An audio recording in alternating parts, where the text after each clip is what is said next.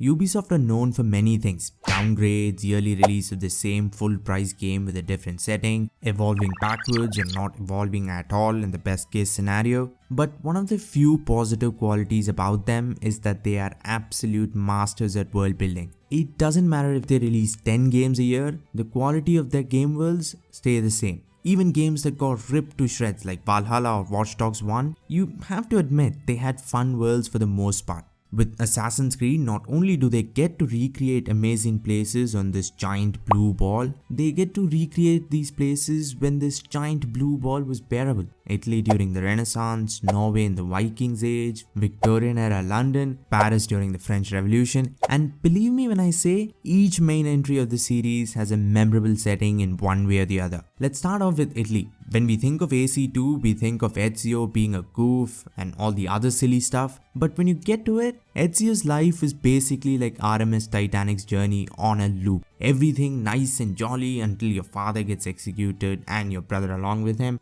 And the icing on the cake is that all that happened because Ezio got played like a f***ing fiddle. What I'm trying to say with that wonderful, hilarious paragraph is that AC2's Italy was memorable because of the characters in it, not because of great world design, which isn't bad by any means by the way. Imagine a time long ago, a time where Ubisoft created characters you cared about.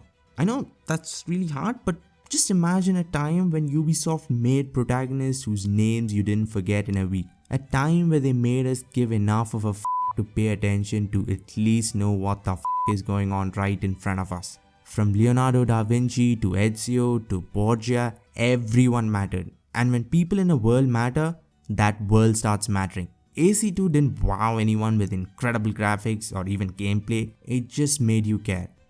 Assassin's Creed 3 was a bit weird. I don't think I've seen anyone say the world was anything special. In fact, when someone does talk about the game, it's usually to rag on Connor or gush over the downright awesome combat system. I love the Frontier section, it was the first time the series went down this route and the novelty of it did get to me. I mean, who doesn't want to have a fist fight with a bear? Come on, aren't we all running around looking for bears to fight? But the cities were just meh throughout. I never really explored, it was just mission to mission, that was pretty much it. I love Unity, it's some stalker level.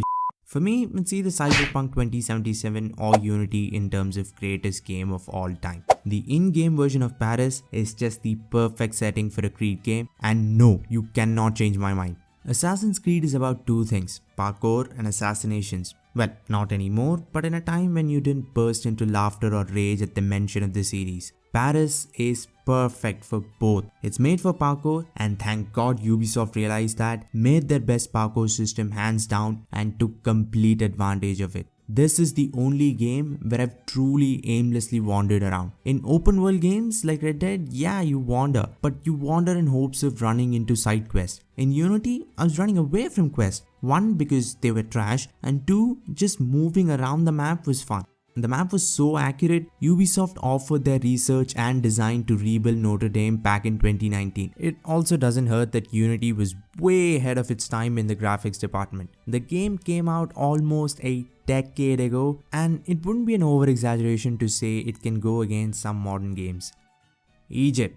By God, Egypt is awesome, and apparently has been for 5,000 years. I'm sure you could put some 2D pyramids in a game and I'd be like, yeah, this game is better than The Witcher 3 and Red Dead put together. Ubisoft didn't need to do anything special really. The only thing they had to do was not mess up. I know what you're thinking, Ubisoft messing up? No, that is a near impossible task in Ubisoft's safe pair of hands. They did do a great job in bringing Egypt to life. While Ubisoft's new motto, as long as it is huge, it doesn't matter if it's empty, gets in the way, Origin still has the OG motto, please don't put us to f***ing sleep.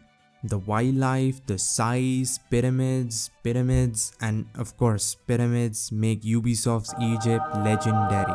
Ancient Greece deserves a mention. I mean, how long have we been hearing about ancient Greece and have no clue about where the f*** it is on a map? While Odyssey certainly doesn't change our state as dumb it certainly changed Ubisoft's as good game developers.